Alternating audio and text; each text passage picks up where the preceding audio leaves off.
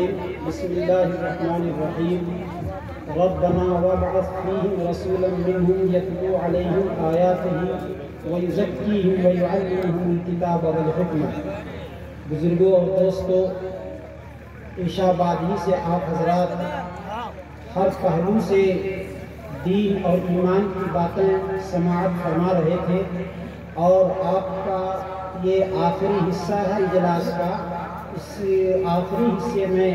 انشاءاللہ مختصر سی بات ہوگی اور دعا ہو جائے گی۔ آپ حضرات تشریف رکھیں، اور اس وقت میں تقریر کرنے کی حیثیت سے یا تقریر کرنے کے ارادے سے میں نہیں، بلکہ آپ حضرات سے آپس کے اندر تبادلہ خیال کے ارادے سے میں بیٹھا ہوں۔ میں نے جو قرآن کریم کی آیت پڑھی ہے وہ در حقیقت حضرت ابراہیم علیہ السلام کی درد بھری دعا ہے، جس کو قرآن کریم میں نقل کیا گیا ہے۔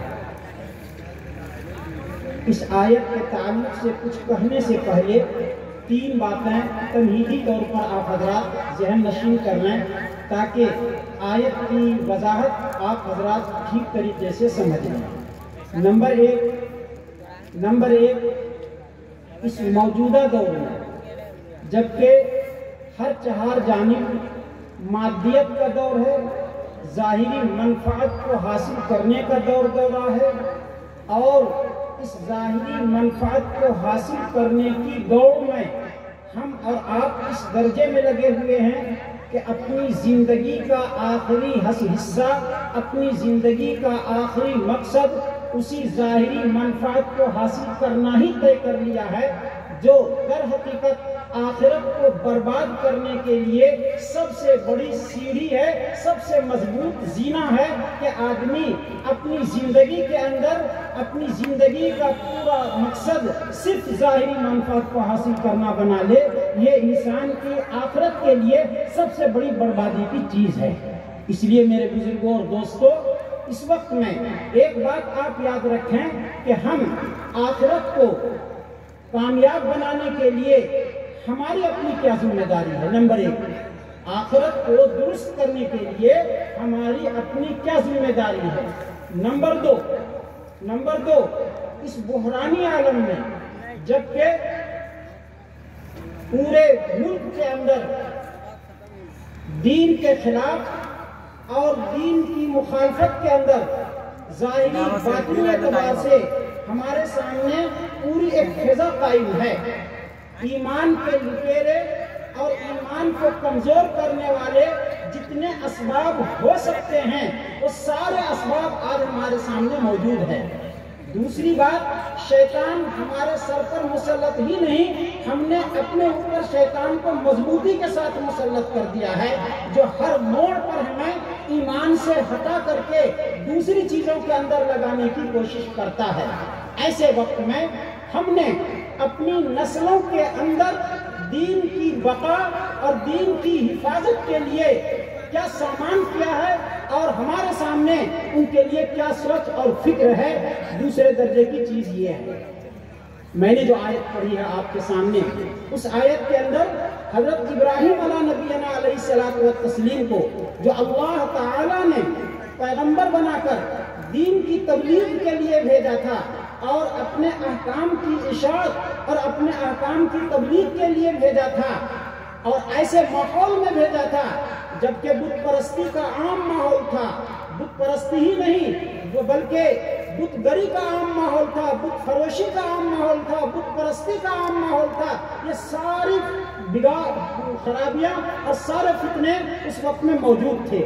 ایسے ماحول میں اللہ تبارک و تعالیٰ نے حضرت ابراہیم علیہ السلام کو مبعوث فرمایا اور اپنے احکامات کو عطا کر کے مبعوث فرمایا۔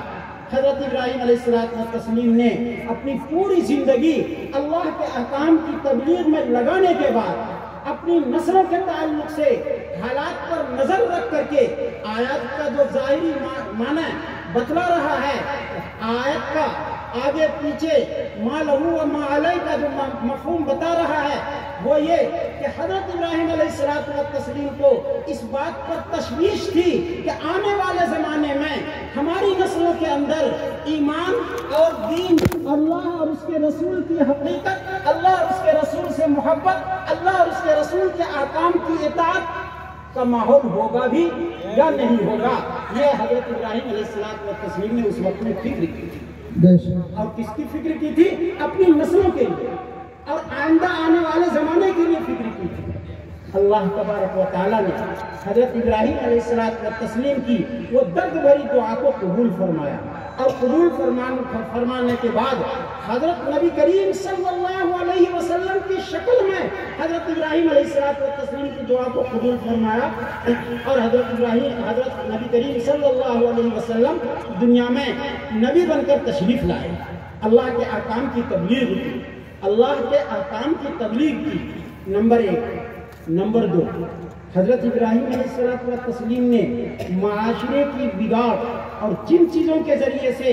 انسان اللہ کی راہ سے بھٹکا ہوا تھا اور جس کے ذریعے سے انسان اللہ کی راہ سے بھٹک کر اپنی آخرت کو برباد کر سکتا ہے، ایسی چیزوں کی طرف اشارہ کرتے ہوئے اس جانب موڑنے کی کوشش کی کہ ایسی چیز کو اختیار کرو کہ جس کی وجہ سے تمہاری آخرت اور اللہ کے بندوں کی آخرت مضبوط ہو اور اپنی آخرت کو کامیاب بنا لیں۔ کیا فرمایا؟ ربنا وابعث فیہم رسولا منہم یتلو علیہم آیاتہ، اے میرے رب ایسا رسول بھیجے، انہی کے قوم میں ایسا رسول بھیجے کہ جس رسول کا کام یہ ہو کہ وہ اللہ کے کلام کو پڑھ کر لوگوں کے سامنے سنائیں،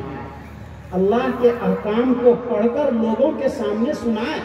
وہ انتظام کریں کہ جس انتظام کے اندر اللہ کے کلام کے پڑھنے کا ماحول ہو، اللہ کے کلام کو دوسروں تک یکے بعد دیگرے ایک دوسروں تک پہنچانے کا اور سینوں میں اتارنے کا ایک ماحول ہو۔ یہ اللہ کے پیغمبر حضرت ابراہیم علیہ السلام نے دعا کے اندر سب سے پہلی چیز بتلائی کہ قرآن پڑھ کر کے وہ سنائیں۔ آپ حضرات قابل مبارکباد ہیں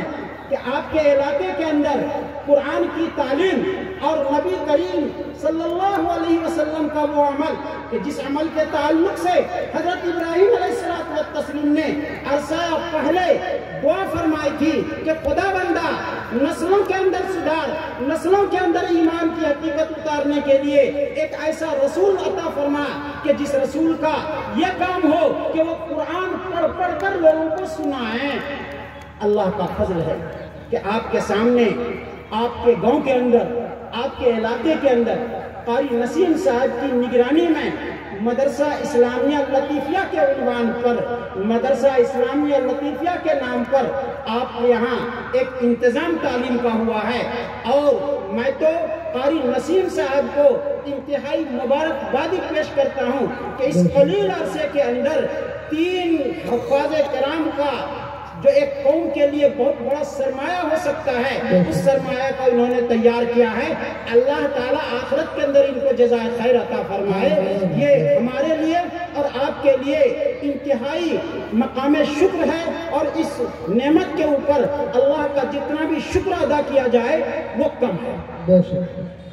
تو پہلا کام تھا یتلون علیہم آیاتہ، اور دوسری چیز کہ جس کے ذریعے سے آخرت کے اندر کامیابی حاصل ہو، آخرت کے اندر ہر طرح کی کامیابی سے اللہ تعالیٰ مال و مال فرمائے۔ دوسری کڑی کیا ہے کامیابی کی؟ وَيُزَكِّيهِمْ۔ ہمارے اسٹیج پر تشریف فرما حضرات، اور خاص طور سے میں اپنے حفاظ کرام اور علماء کرام کہ جو ابھی ابتدائی مرحلے میں چل رہے ہیں، ان حضرات سے بھی میں اس کے ذریعے سے مخاطب ہوں، اور آپ لوگوں سے بھی آپ حضرات سے مخاطب ہوں کہ دوسرے نمبر پر حضور اکرم صلی اللہ علیہ وسلم کے تعلق سے حضرت ابراہیم علیہ السلام نے دعا فرمائی کہ خدا بندہ وہ آنے والا رسول جو نسلوں کو، قوم کی نسلوں کو اللہ سے ملانے کے لیے، اللہ سے جوڑنے کے لیے، آخرت کی کامیابی حاصل کرنے کے لیے دوسری چیز جو اختیار کرے اور دوسری چیز کے اوپر جو محنت کرے وہ ہے تزکیہ نفس۔ تزکیہ نفس، تزکیہ نفس کیا چیز ہے؟ تزکیہ نفس کیا چیز ہے؟ یعنی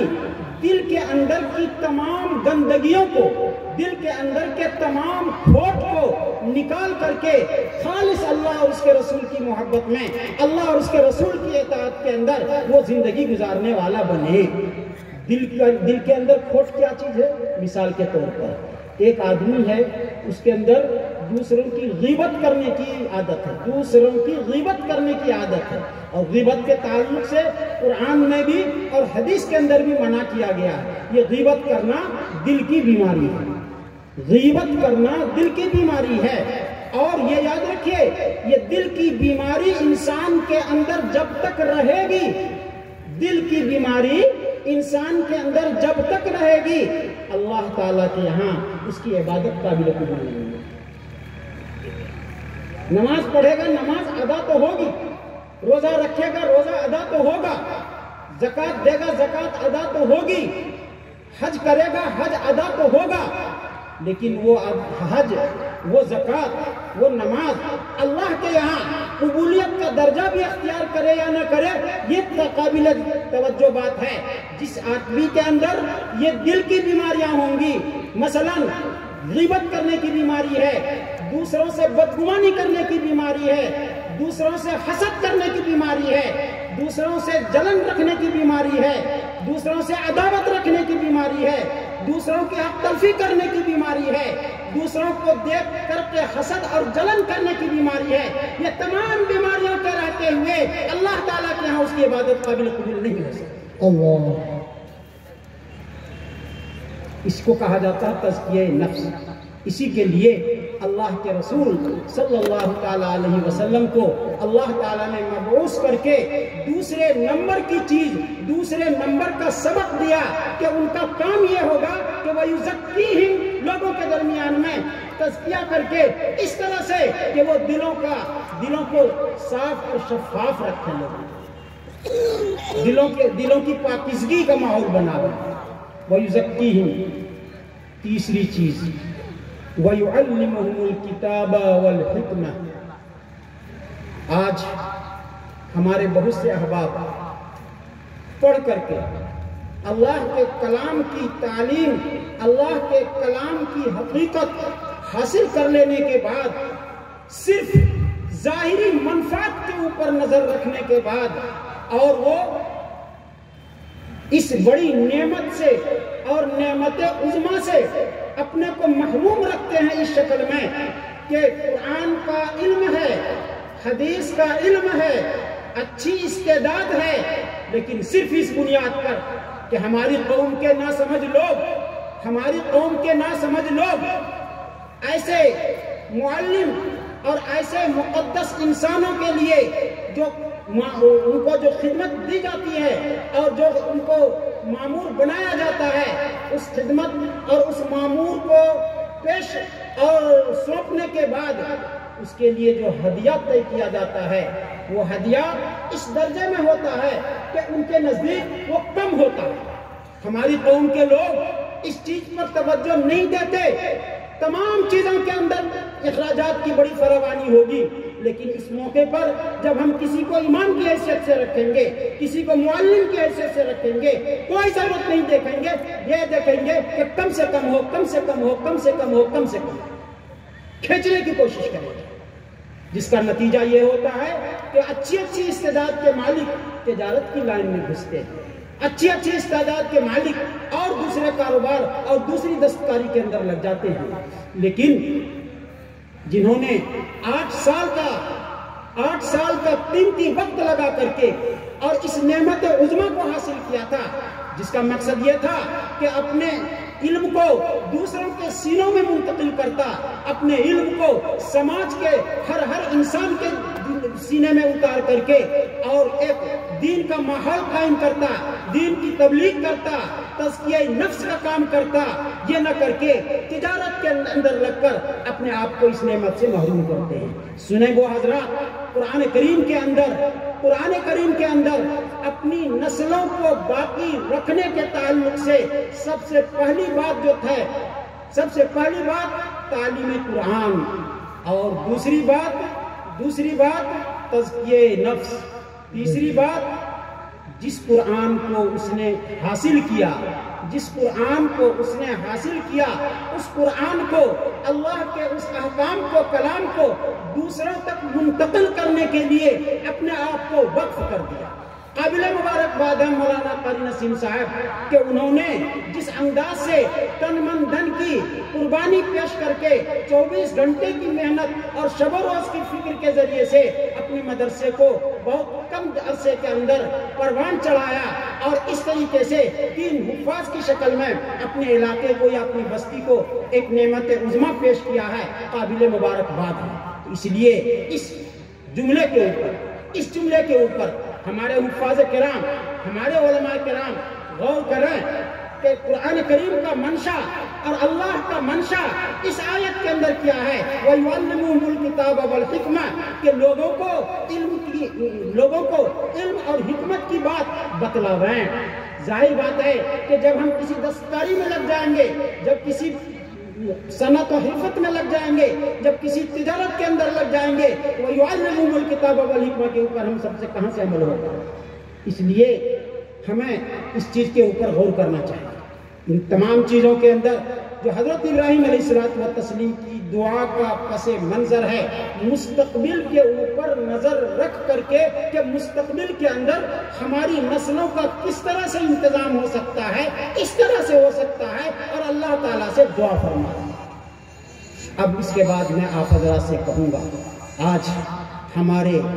ملک کا اور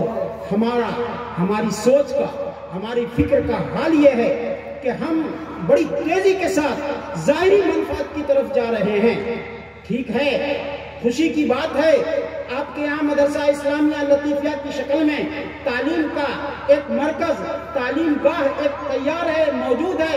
لیکن رگبی ٹی کے مسلمانوں سے اور علاقے کے مسلمانوں سے میں یہ پوچھنا چاہوں گا، سوال کرنا چاہوں گا کہ اپنی نسلوں کے اندر دین کو منتقل کرنے کے لیے اور اپنی نسلوں میں وہ دین، وہ اللہ کے احکام کے اوپر عمل کرنے کا جذبہ پیدا کرنے کے لیے ہمارے پاس کون سی سوچ ہے، کون سی فکر ہے، جبکہ حالات یہ ہیں کہ قدم قدم پر ایمان کو لوٹنے کا انتظام موجود ہے، قدم قدم پر اعتقاد کو ختم کرنے کا انتظام موجود ہے، سارے اسباب ایمان کے ختم ہونے کے موجود ہیں، اور بلکہ میں تو آگے بڑھ کر کے یہ کہا کرتا ہوں کہ 50 سال کے بعد والا ہندوستان کا جو نقشہ ہوگا، نہیں کہا جا سکتا کہ ان نسلوں کے اندر ایمان کی حقیقت باقی رہے گی یا نہیں رہے گی۔ ان کے نسلوں میں اگر ایمان کو باقی رکھنا ہے مسلمانوں اور اپنی نسلوں کے سرپرستوں، اگر ایمان باقی رکھنا ہے تو آپ کو یہ فیصلہ لینا پڑے گا کہ اپنی نسلوں کو مدرسوں کے ساتھ جوڑو، علماء کے ساتھ جوڑو، اور علماء کے ساتھ اور مدرسوں کے ساتھ جوڑنے کے بعد ان کے ایمان کی فکر کرو۔ یہ آپ کی ذمہ داری ہے۔ اگر ہم نے اپنی اس ذمہ داری کو انجام نہیں دیا، اگر ہم نے اس ذمہ داری کو انجام نہیں دیا اور ہمارے سامنے ماحول، فضا اس درجے میں مقدر ہے، اس درجے میں مقدر ہے کہ ایمان بالکل کمزور ہو چکا ہے، ایسی صورت میں نہیں کہا جا سکتا ہے کہ اگر خدا نہ خواستہ ایمان کے خلاف ہوا چل پڑی تو کیا ان ہوا کے جھونکوں سے ہماری نسلوں کے اندر مقابلہ کرنے کی طاقت بھی باقی رہے گی یا نہیں رہے گی؟ نہیں کہا جا سکتا کہ باقی رہے گی۔ اس لیے ہمارے لیے ضروری ہے کہ ہم فکر کریں۔ آج ہمارا بچہ ہوشیار ہوتا ہے اور اس کے لیے کس راستے سے مالی منفعت حاصل ہو سکتی ہے ان راستوں کے اوپر لگانے کی فکر کر لیتے ہیں، کس راستے سے ہمارا بچہ بہترین زندگی کا مالک بن سکتا ہے اس راستے پر لگانے کی کوشش کرتے ہیں، لیکن یہ نہیں سوچتے کہ آخرت کو کامیاب بنانے کی فکر بھی اس کے اندر پیدا ہوئی یا نہیں ہوئی، آخرت کو سنوارنے کی فکر بھی اس کے اندر پیدا ہوئی یا نہ ہوئی، اس چیز کی ہمیں کوئی پرواہ نہیں ہوتی۔ اور جانتے ہو قرآن کریم کے اندر ایک جگہ نقل کیا ہے، یوم تقلب فی وجوہہم النار کے کہ قیامت کے دن جب جنت کے وہ جہنم کے اندر ڈال دیا جائے، وہاں پر سارے سرپرست، سردار، مکھیا، گھر کے مکھیا، گھر کے سردار سب موجود، اور وہاں پر ایک بیٹا جہنم میں جا رہا ہوگا، تو جہنم میں جا رہا ہوگا، اس وقت وہ بیٹا کیا کہے گا؟ ذرا غور کر، یہ وہ ماحول ہوگا کہ جہنم کو جوش آ رہا ہوگا،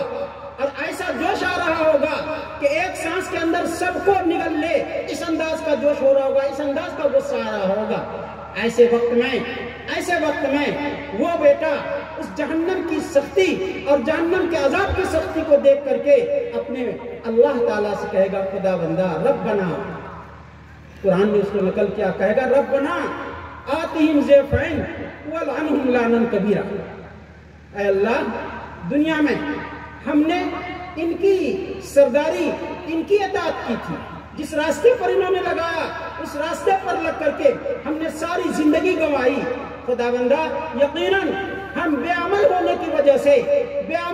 وجہ سے جہنمی ہیں، لیکن خدا بندہ آتہم ضعفین، یہ ہمارے سرپرست ہیں، یہ ہمارے باپ ہیں، یہ ہمارے سردار ہیں، یہ ہمارے گاؤں کے سرپنچ ہیں، مکھیا ہیں، یہ ہمارے خاندان کے سردار ہیں، یہ ہمارے خاندان کے ذمہ دار ہیں، باپ ہیں، ہر شکل کے اندر وہاں ذمہ دار موجود ہوں گے۔ وہ بیٹا کہے گا آتہم ضعفین، ہمارے مقابلے میں انہیں دگنی سزا دیجیے، ہمارے مقابلے میں انہیں دگنی سزا دیجیے۔ کون کہے گا؟ وہ بیٹا کہے گا جس بیٹے کے لیے ہم نے دنیا میں خون پسینہ ایک کر کے اور اس بیٹے کو کروڑ پتی بنانے کی فکر کی تھی، اس بیٹے کو کروڑ پتی بنانے کی فکر کی تھی، وہ بیٹا کل قیامت کے دن یہ کہے گا۔ اس کے بالمقابل میرے بزرگوں اور دوستوں، ابھی آپ نے نظم کے اندر بھی شاعر صاحب آپ کو اس کے تعلق سے حدیث کا ایک مفہوم بتا رہے تھے۔ اس کے بالمقابل وہ انسان کہ جس نے دنیا کی ظاہری منفعت پر نظر نہ رکھ کر کے، دنیا کی ظاہری منفعت اور ظاہری دولت اور ظاہری کامیابی پر نظر نہ رکھ کر کے صرف اللہ کی رضا کے لیے، اللہ کے احکام پر عمل کرنے کے ارادے سے اپنی اولاد کو بہترین ایمان اور آخرت کو سدھارنے کے لیے ایک سوچ، ایک پیغام اور ایک فکر دینے کے ارادے سے انہوں نے مدرسے میں اپنے بچے کو داخل کیا، مدرسے میں مدرسے والوں کو سونپا، مدرسے والے نے بہت قسم پرسی کے عالم میں، بہت تنگی کے عالم میں اس کو پڑھایا، لکھایا، حافظ بنایا۔ حافظ بننے کے بعد اس نے اس کے اوپر عمل کیا، عمل کرنے کے بعد اب وہ بیٹا کیا کہے گا وہ سنو۔ حدیث میں آتا ہے کہ قیامت کے دن جب حافظ قرآن کا باپ، ماں اور ان کے گھر کے سات ایسے انسان کہ جس کے بارے میں وہ بچہ سفارش کرے گا، وہ بچہ کہے گا خدا بندہ میرے سینے میں قرآن ہے، اور یہ کیسے ہوگا کہ میرے سینے میں قرآن ہو اور میرا باپ جہنم میں جائے؟ یا تو میرے سینے سے قرآن کو نکال لے یا پھر میرے باپ کو جنت میں داخل کرنا۔ وہ حافظ قرآن کہے گا۔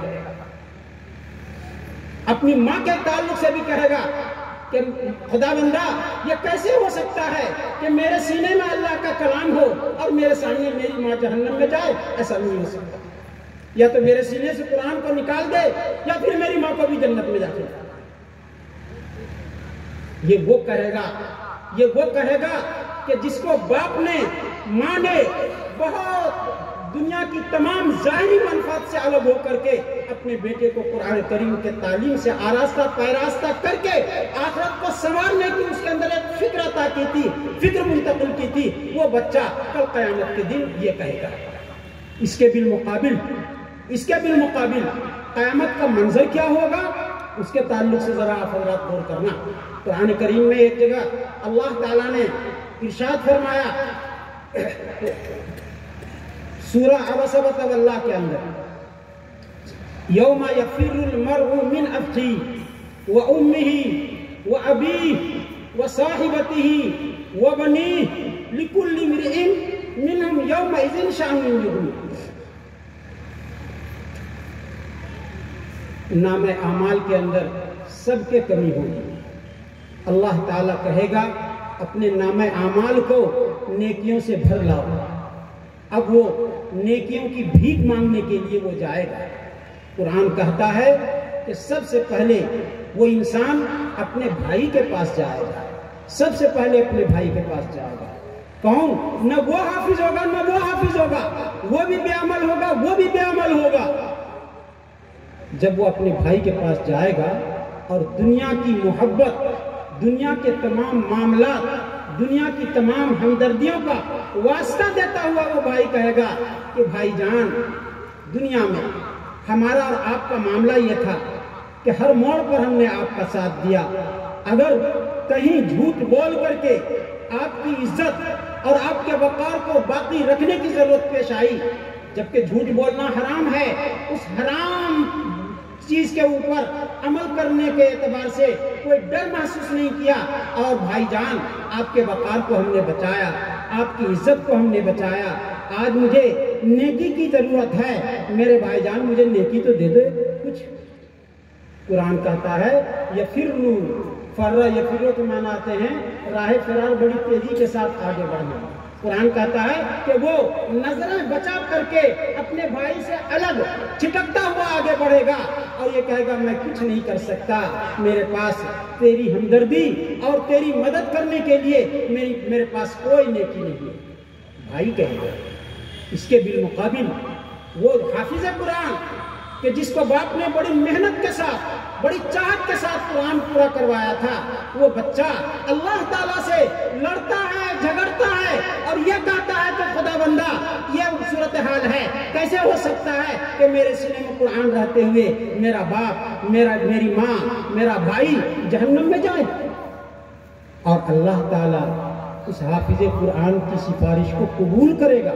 ये बात नहीं, अल्लाह ताला उस हाफिज कुरान की सिफारिश को कबूल करेगा, साथ ऐसे इंसान की सिफारिश को कबूल करेगा कि जिसके बारे में जहन्नमी होने का फैसला अल्लाह ताला की तरफ से हो चुका हो। इसके बिलमुकाबिल दूसरी जगह जो कुरान ने नकल किया है, क़यामत की मंजर खुशी करते हुए, यौम यफ़िरुल मर्उ मिन अख़ीहि व उम्मिही, भाई के पास से तो जवाब पा लेगा, भाई के पास से जवाब पा लेगा, कोई मदद नहीं मिलेगी। उसके बाद माँ के पास जाएगा। कौन सी माँ? जिस माँ ने दुनिया के अंदर बेपनाह मोहब्बत की होगी अपने बेटे से, और वो बेटा दुनिया की मोहब्बत के लालच में ही अपनी माँ के पास जाएगा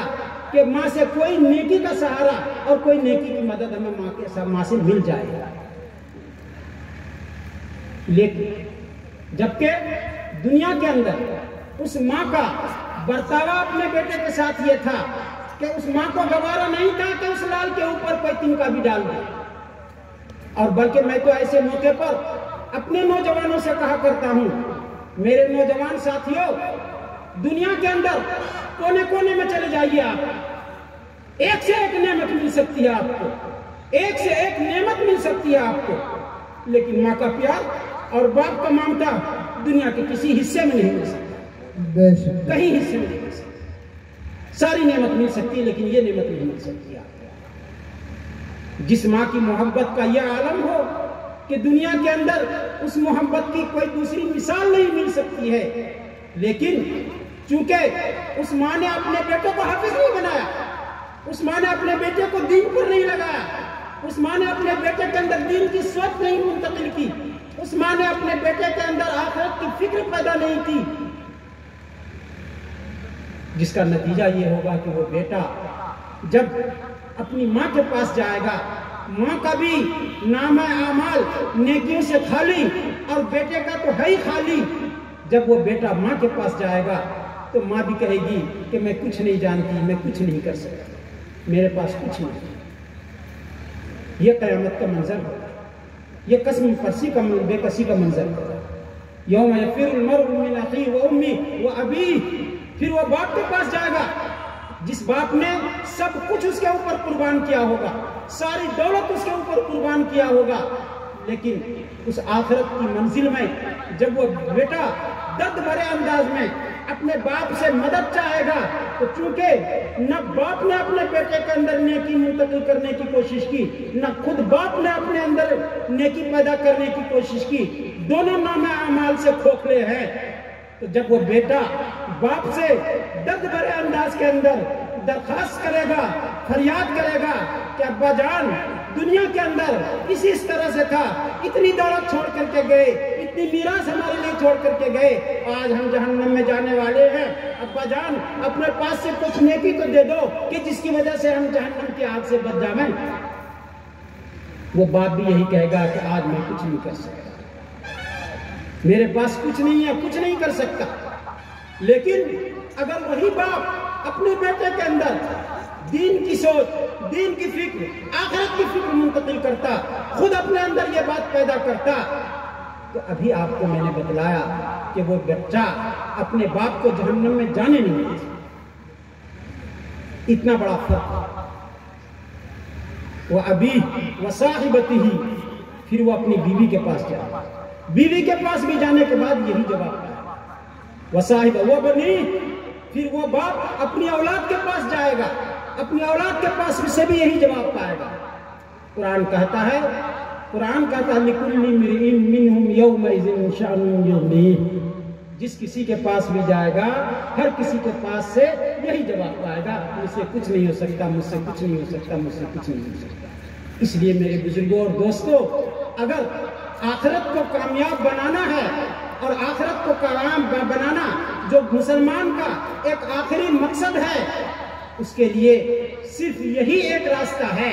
کہ خود دیندار بنو اور اپنی اولاد کو دیندار بنانے کی فکر کرو، اور اپنی اولاد کو دیندار بنانے کی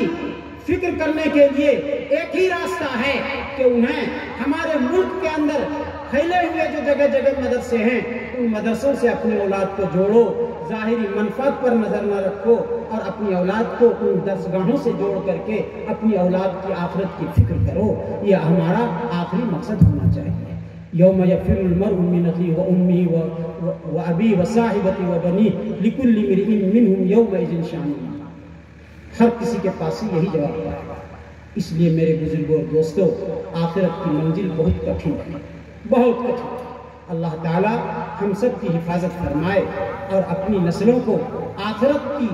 کٹھنائی سے بچانے کے لیے یہ ضروری ہے کہ ہم اس کے اندر دین کو منتقل کریں، اور دین کو منتقل کرنے کے لیے یہی ایک راستہ ہے کہ علماء کے ساتھ لگاؤ اور ان کو دینی مدرسوں سے جوڑو۔ چونکہ یہ آپ کا اجلاس اصلاح معاشرہ کا بھی ایک عنوان ہے، موضوع ہے۔ اصلاح معاشرہ کے تعلق سے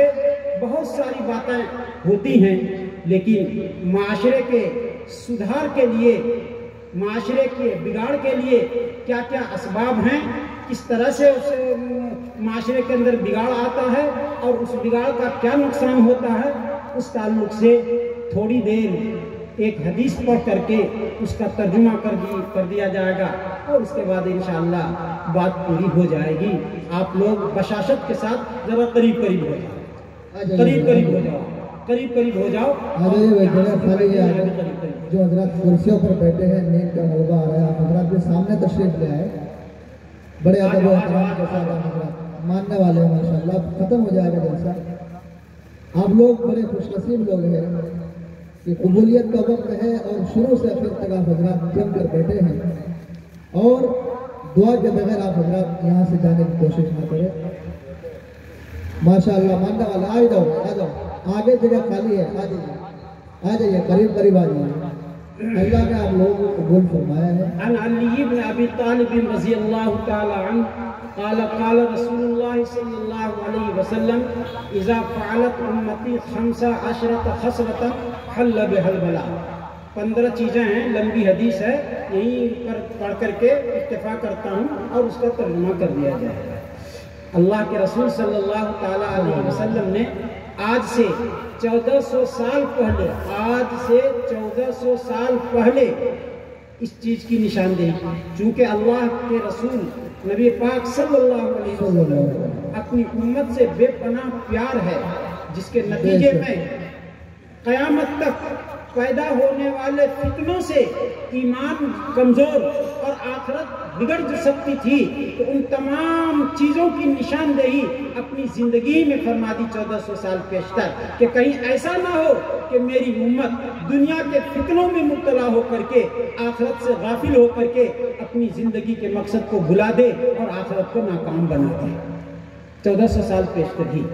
اس میں سے پہلی چیز ہے، فرمایا جب میری امت کے اندر 15 قسم کی بیماریاں پیدا ہو جائیں گی تو یہ وقت میری امت کے لیے ایسا برا وقت ہوگا، حل بحل بلا، ہر چہار جانب سے رحمت کے دروازے تو بند ہو جائیں گے اور مصیبتوں کے دروازے میری امت کے لیے کھل جائیں گے۔ 15 چیزیں، غور سے سننا آپ، 15 کی 15 کی چیزیں، اور وہ 15 کی 15 چیزیں آج ہمارے مسلم معاشرے کے اندر موجود ہیں۔ فرمایا کہ جب میری امت 15 قسم کی بیماریوں میں مبتلا ہو جائے گی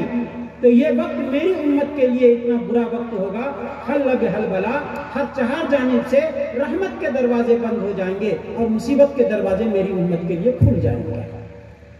وہ کیا کیا 15 چیزیں ہیں؟ سب سے پہلی چیز،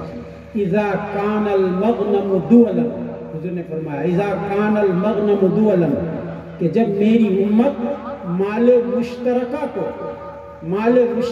کو اپنی ذاتی چیز سمجھ کر کے اور اس کو استعمال کرنے کی، اپنی ذات پر استعمال کرنے کی کوشش کرے۔ مال مشترک کے تعلق سے حکم یہ ہے، مثلا مسجد کا فنڈ یہ مال مشترک ہوتا ہے، 2 آدمیوں کی مشترکہ کمپنی ہے، اس کمپنی سے ہونے والی آمدنی وہ مشترک آمدنی کہلائے گی۔ ایک گھر ہے، اس گھر کے اندر 4 بھائی ہیں، ایک بھائی کی نگرانی میں کاروبار ہے، لینا دینا انہی کے پاس ہے، اور چاروں کے چاروں ایک ساتھ اس کاروبار میں شریک ہیں، تو اس کاروبار کے ذریعے سے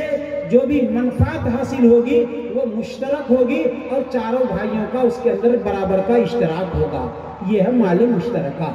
ان میں سے اگر کوئی بڑا بھائی ہنرمند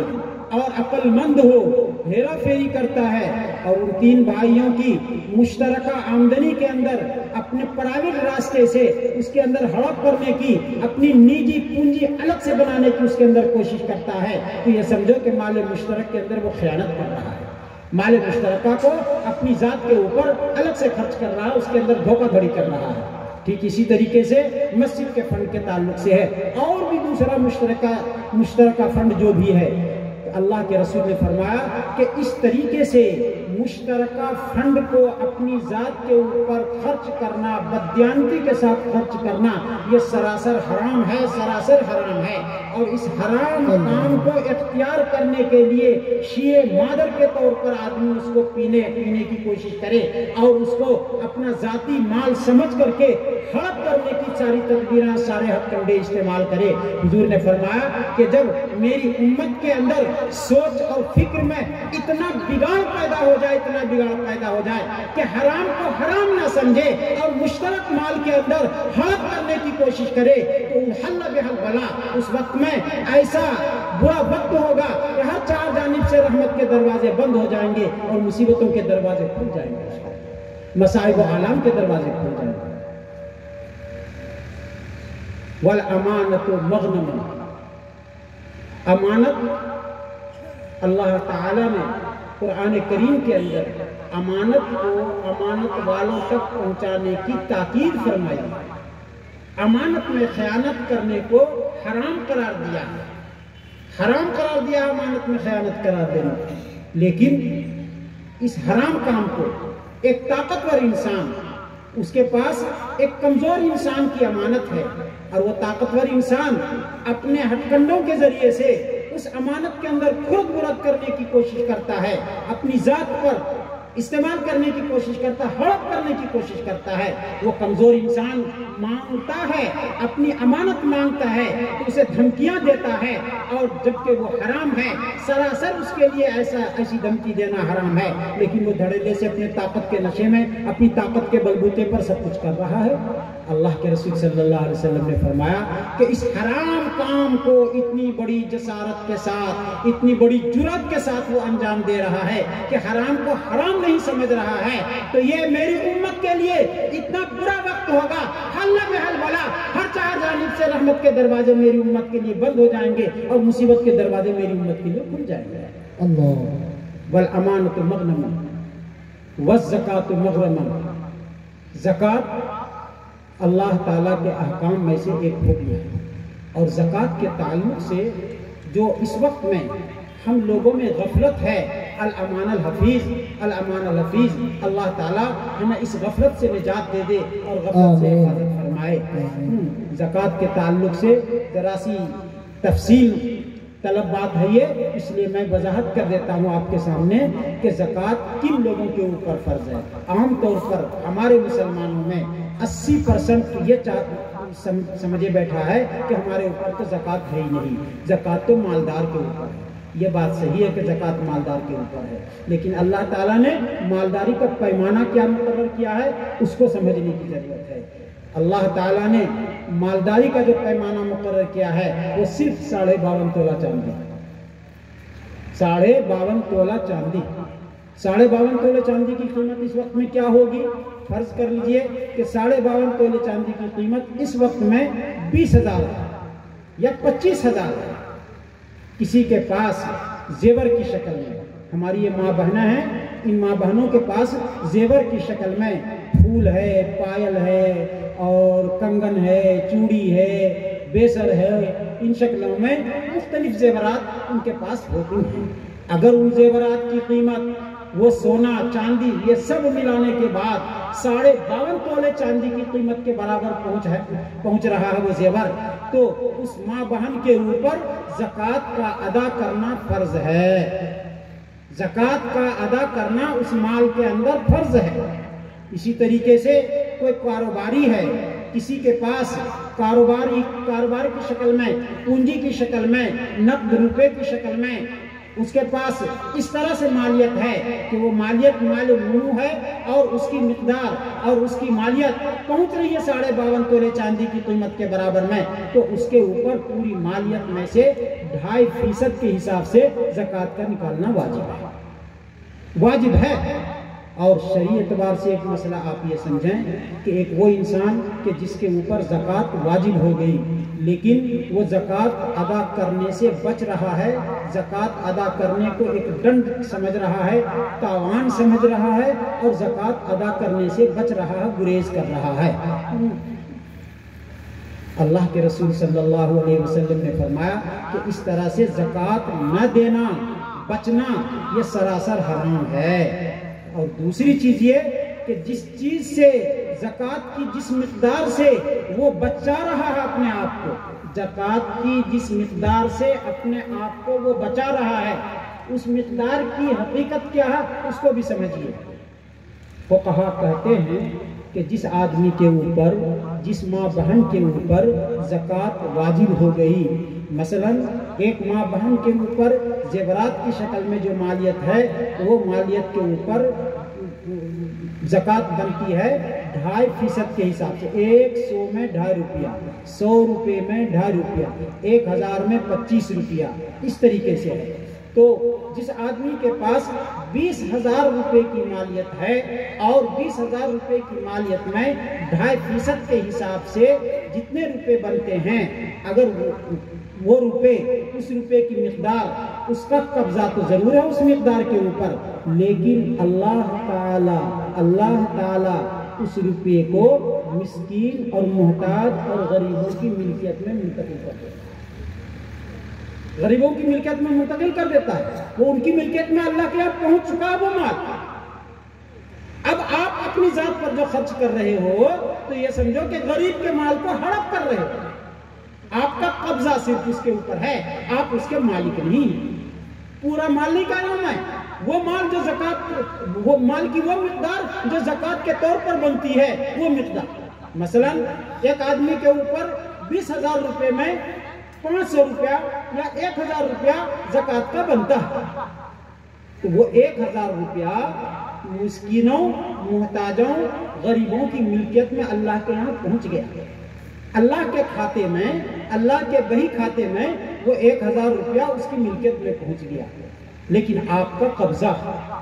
آپ کا قبضہ، آپ کے قبضے کی وجہ سے فقہا نے صرف آپ کو اتنا اختیار دے دیا ہے کہ وہ پیسہ آپ زید کو نہ دے کر کے بکر کو دے دو، بکر کو نہ دے کر کے عمر کو دے دو، اور مدرسے کو نہ دے کر کے دوسرے مدرسے میں دے دو، دوسرے مدرسے کو نہ دے کر کے تیسرے مدرسے میں دے دو، اتنا ہی اختیار ہے۔ لیکن یہ کہ اس کے پورے مالک بن گئے اور نہ دیں، نہ دینے کا اختیار اندر بالکل نہیں ہے، نہ دینا بالکل حرام ہے۔ اللہ کے رسول صلی اللہ علیہ وسلم نے فرمایا کہ زکوٰۃ جیسے اہم حکم کے اندر لوگوں کی غفلت اس درجے میں ہو جائے کہ زکوٰۃ کا ادا کرنا ایک ڈنڈ سمجھنے لگے، ایک تاوان سمجھنے لگے، تو یہ وقت میری امت کے لیے ایسا برا وقت ہوگا، حل بحل بلا، ہر چار جانب سے رحمت کے دروازے بند ہو جائیں گے اور مصیبت کے دروازے میری امت کے لیے کھل جائیں گے، مصائب و آلام کے دروازے میری امت کے لیے کھل جائیں گے۔ دوسری چیز حدیث کے اندر آتا ہے، یہ تو حرام ہونے کے تعلق سے ہے، لیکن اس کا وبال مرنے کے بعد کیا ہوگا؟ جس مال کو ہم نے سینے سے لگایا تھا اور جب مر گئے تو اس مال کو کسی وارث کے حوالے چھوڑ کر کے گئے، اس مال کو وارثوں نے بھگتا، لیکن ہمارا کیا حال ہوگا؟ حدیث میں آتا ہے کہ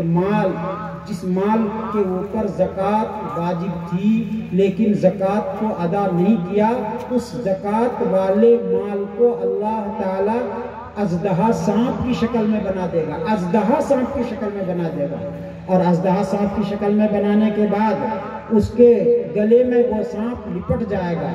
جب وہ قبر میں جائے گا تو قبر کے اندر وہ عذاب ہوگا، وہ سانپ کہے گا انا کنز کا انا مال کا، میں تیرا وہ مال ہوں، میں تیرا وہ خزانہ ہوں جو غریبوں محتاجوں مسکینوں سے روک کر کے اپنی ذات پر تو خرچ کرتا تھا، اللہ نے آج ہمیں موقع دیا ہے، میں قیامت تک تیرے اوپر یوں ہی ڈستا رہوں گا اور یوں ہی عذاب کے طور پر مسلط کروں گا۔ جس مال کو ہم نے سینے سے لگایا تھا اس مال کی وفاداری کل قبر کی تنہائی کے اندر، جو انسان وہاں محتاج ہوتا ہے عمل کے ذریعے سے مانوس ہونے کا، لیکن وہ سانپ اس کو ڈنک مارتا رہے گا اور قیامت تک اس کے ساتھ یوں ہی حشر ہوتا رہے گا۔ یہ زکوٰۃ نہ ادا کرنے کا حشر ہے۔ اسی چیز کو اللہ کے رسول نے فرمایا کہ زکوٰۃ جیسے اہم حکم کے اندر، اہم فریضے کے اندر غفلت سے اس درجے میں بڑھ جائے کہ اس کو ڈنڈ اور تاوان کی چیز سمجھنے لگے، تو پھر میری امت کے لیے وہ وقت بہت ہی مشکل وقت ہوگا اور بہت ہی بھیانک وقت ہوگا، حل بحل بلا، ہر چار جانب سے رحمت کے دروازے بند ہو جائیں گے اور مصیبت کے دروازے میری امت کے لیے کھل جائیں گے۔ وَالزَّكَاةُ مَغْرَمًا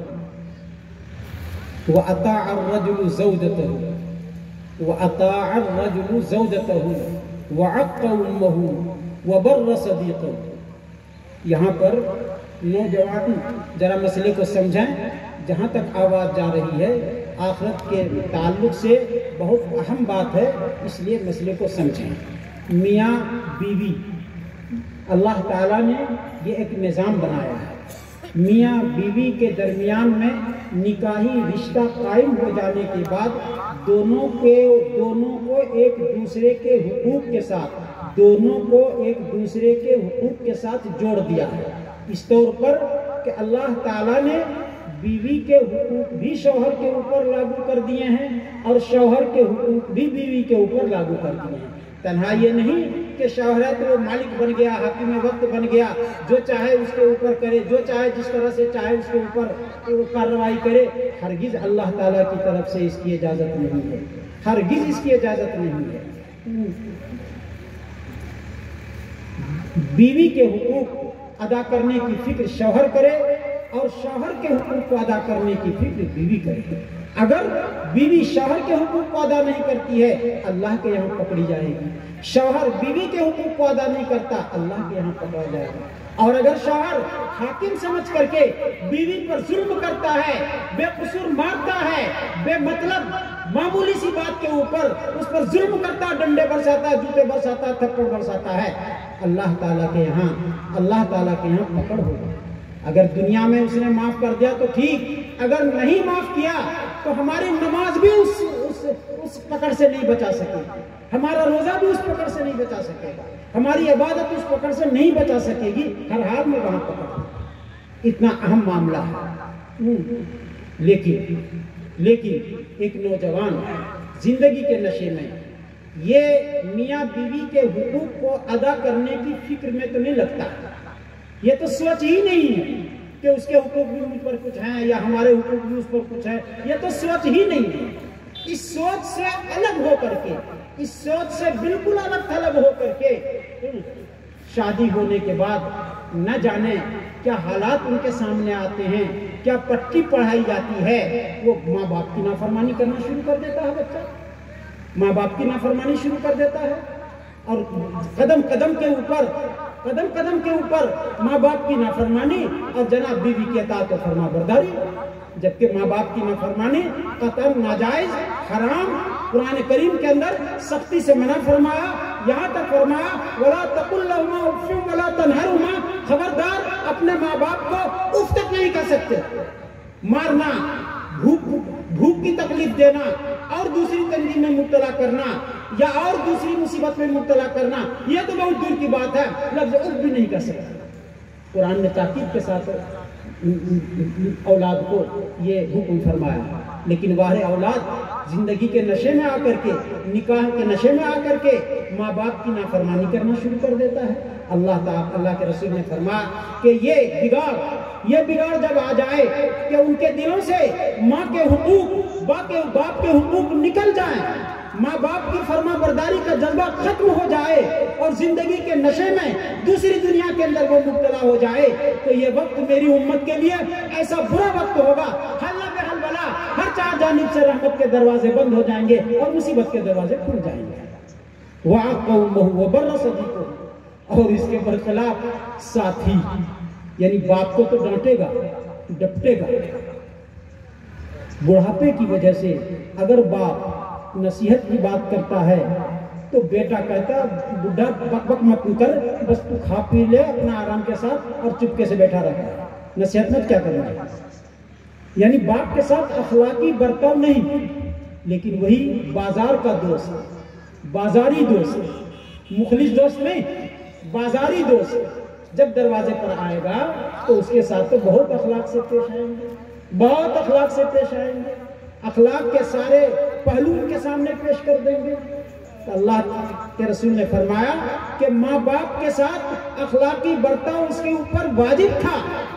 ماں باپ کے ساتھ اخلاقی برتاؤ اس کے اوپر واجب تھا، اور بد اخلاقی کرنا ماں باپ کے ساتھ حرام تھا۔ اس حرام کام کو تو بڑی جسارت کے ساتھ، بڑی جرأت کے ساتھ وہ اختیار کر رہا ہے، اور وہاں انتہائی تواضع و عاجزی کے سارے کے ساتھ اخلاق کا پہلو پیش کر رہا ہے۔ جب ایسی بری سوچ ہو جائے، ایسی بری فکر بن جائے تو یہ میری امت کے لیے ایسا برا وقت ہوگا، حل بحل بلا، ہر چار جانب سے رحمت کے دروازے بند ہو جائیں گے اور مصیبتوں کے دروازے میری امت کے لیے کھل جائیں گے۔ وَبَرَّ صَدِيقَهُ وَجَفَا أَبَوْهُ وَارْتَفَعَتِ الْأَصْوَاتُ فِي الْمَسَاجِدِ، مسجدوں کو لوگ بازار کے طریقے سے اکھاڑا بنا لیں، معمولی سی بات ہوگی، شور شرابہ مسجد کے اندر، جبکہ مسجد احترام کی جگہ ہے، عبادت کی جگہ ہے، اور ہر طرح سے ادب و احترام کی جگہ ہے، اور اس مسجد کو ادب و احترام کا جذبہ تو کیا ہوگا، بازار کے اندر جس طریقے سے اپنی آوازیں بلند کر کے لڑتے ہیں، جھگڑتے ہیں، اسی طریقے سے مسجد کے اندر جو اللہ کا گھر ہے وہاں جانے کے بعد اس طریقے سے کریں گے، جبکہ مسجد اللہ کا گھر ہے، بادشاہ کا گھر ہے، احکم الحاکمین کا گھر ہے، اس کا ادب و احترام ہم پر واجب ہے، لیکن بڑی جرأت کے ساتھ وہاں انتہائی جسارت کے ساتھ بڑی آوازیں بلند کریں گے، لڑیں گے، جھگڑیں گے، مسجد کا احساس ہی دل کے اندر نہیں رہے گا۔ اللہ کے رسول نے فرمایا کہ جب مسجد کا احترام لوگوں کے دلوں سے اس طرح سے نکل جائے تو یہ میری امت کے لیے اتنا برا وقت ہوگا، حل بحل بلا، ہر چار جانب سے رحمت کے دروازے بند ہو جائیں گے اور مصیبتوں کے دروازے میری امت کے لیے کھل جائیں گے۔ وَارْتَفَعَتِ الْأَصْوَاتُ فِي الْمَسَاجِدِ وَكَانَ زَعِيمُ الْقَوْمِ أَرْذَلُهُ، کہ لوگ اپنے مقتدا کو، اپنے سردار کو اس طریقے سے منتخب کریں گے کہ وہ حقوق کو پامال کرنے والا ہوگا، حقوق کی ادائیگی کی فکر کرنے والا نہ ہوگا، ایسے ہی کو اپنا سردار، اپنا سرپنچ، اپنا مکھیا اور اپنا مقتدا منتخب کریں گے۔ آگے چل کر استعمال فرما کان زعیم القوم ارذلهم واتخذت القیان والمعازف، کہ گانے بجانے کی چیزوں سے لوگوں کو بے پناہ دلچسپی ہو جائے گی اور دینی مجلسوں سے لوگوں کو بدذوقی ہو جائے گی۔ تو یہ سوچ اور یہ فکر جب بن جائے تو یہ وقت میری امت کے لیے ایسا ہوگا کہ مصیبتوں کے آنے کا اور رحمتوں کے دروازے کے بند ہونے کا یہ وقت ان کے اوپر مسلط ہو جائے گا۔ آخر میں اللہ کے رسول صلی اللہ علیہ وسلم نے فرمایا وَشُرِبَتِ الْخُمُورُ وَلُبِسَ الْحَرِيرُ کہ لوگ شراب، تاڑی، نشے کی چیز عام طور پر استعمال کریں، جبکہ شراب پینا، تاڑی پینا، نشے کی دوسری چیز کا استعمال کرنا سراسر حرام ہے، سراسر حرام ہے ایک مسلمان کے لیے۔ لیکن وارے مسلمان اس حرام کو حرام نہ سمجھ کر کے بہت شوق کے ساتھ تاڑی کا استعمال مسلمان کرے گا، جو سراسر حرام ہے۔ اللہ کے رسول نے فرمایا کہ انتہائی برا وقت ہوگا میری امت کے لیے کہ ہر چار جانب سے رحمت کے دروازے بند ہو جائیں گے اور مصیبتوں کے دروازے میری امت کے لیے کھل جائیں گے۔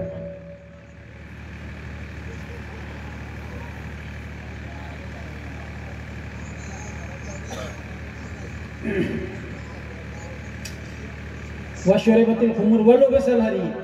ہمارے نوجوان اپنے لباس کے اوپر بھی غور کریں۔ لباس یہ جو کوٹ پتلون کی شکل میں یا اور دوسری شکل میں ٹخنے کے نیچے کا جو لباس ہوتا ہے ہمارا، ٹخنے سے نیچے کا جو لباس ہوتا ہے ہمارا، وہ ہمارے لیے آخرت کے اعتبار سے وبال جان ہے۔ آخرت کے اعتبار سے وہ ہمارے لیے وبال جان ہے۔ اللہ کے رسول نے فرمایا کہ جو آدمی ٹخنے سے نیچے تہبند، پاجامہ، پتلون یا جو بھی لباس ٹخنے سے مرد کے لیے یا عورت کے لیے نہیں، جو بھی لباس ہو اور ٹخنے سے کے نیچے استعمال کرتا ہے تو قیامت کے دن ٹخنے سے نیچے والا حصہ جہنم میں جائے گا۔ اپنے نیک اعمال کی بنیاد پر اگر وہ جنت کا مستحق ہے تو ٹخنے سے نیچے والا حصہ جہنم میں ہوگا، باقی حصہ جنت میں۔ اس قدر شدید اور سخت وعید ہے۔ لیکن لباس کے پہننے میں مرد اور عورتوں کے درمیان میں امتیاز ختم ہو جائے گا تو مرد عورت کا لباس پہننے لگے، عورت مرد کا لباس پہننے لگے، کوئی امتیاز باقی نہ رہے۔ جبکہ لباس کے تعلق سے شریعت نے ایک حد مقرر کر دیا ہے کہ مرد کے لیے یہ لباس ہے، عورت کے لیے یہ لباس ہے اور اس طریقے سے لباس ہے، پوری تفصیل بتائی۔ نہ اس تفصیل کو جانکاری کا جذبہ ہمارے اندر، نہ جانکاری کی فکر، اور بے مہاری کے ساتھ شیطان کی پیروی کرنے میں مکمل طریقے سے بے مہاری کا مظاہرہ ہوتا ہے۔ اللہ کے رسول صلی اللہ علیہ وسلم نے فرمایا کہ لباس کے استعمال کرنے میں جب اس درجے میں بے مہاری کا مظاہرہ ہونے لگے تو یہ وقت میری امت کے لیے برا ہوگا۔ حل بحل بلا، ہر چار جانب سے رحمت کے دروازے بند ہو جائیں گے اور مصیبت کے دروازے میری امت کے لیے کھل جائیں گے۔ وَشُرِبَتِ الْخُمُورُ وَلُبِسَ الْحَرِيرُ آگے فرمایا فَارْتَقِبُوا عِنْدَ ذَلِكَ رِيحًا حَمْرَاءَ اگر میری امت کے لوگ ان بیماریوں سے اور ان تباہ برباد کرنے والی بیماریوں سے اپنے آپ کو نہ بچا سکیں گے اور بلکہ ان بیماریوں میں اپنے آپ کو پیش کریں گے تو پھر یاد رکھو وہ بلا اور وہ مصیبت میں مبتلا تو ہوں گے لیکن اس سے کہیں بڑے عذاب کا انتظار کرو۔ اور فَارْتَقِبُوا عِنْدَ ذَلِكَ رِيحًا حَمْرَاءَ جب اس طریقے سے پورا سماج، پورا معاشرہ ان تمام بیماریوں کے اندر ملوث ہو جاؤ تو پھر انتظار کرو ایسے عذاب کا کہ تمہارے اوپر آگ کی شکل میں اللہ تعالیٰ بارش کر دے، تمہیں زمین کے اندر دھسانے کے ذریعے سے عذاب کے اندر مسلط کر دے، دنیا میں زمین کے اندر دھسا دے۔ ایسا سخت عذاب ہوگا، ایسے سخت عذاب کا انتظار کرو۔ تو اللہ کے رسول صلی اللہ علیہ وسلم نے آج سے 1400 سال پیش کر ہی ان چیزوں کی نشاندہی کر دی۔ اگر ہم اپنے معاشرے کا جائزہ لیں، اپنے سماج کا جائزہ لیں تو یہ 15 کی 15 بیماریاں آج ہمارے اندر مکمل طریقے سے موجود ہیں۔ اس لیے بزرگوں اور دوستوں ہمیں اصلاح کی ضرورت ہے۔ آج کا یہ پروگرام آپ کا اصلاح معاشرہ کا جو دوسرا عنوان تھا، یہ اصلاح معاشرہ کا اجلاس آپ کو اس چیز کا پیغام دیتا ہے کہ خدا را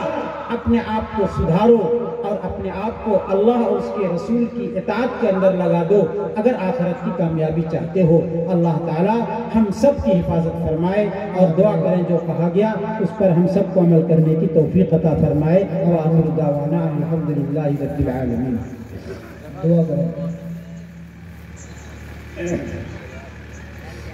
اللهم انت السلام ومنك السلام تبارك يا ذا الجلال والاكرام.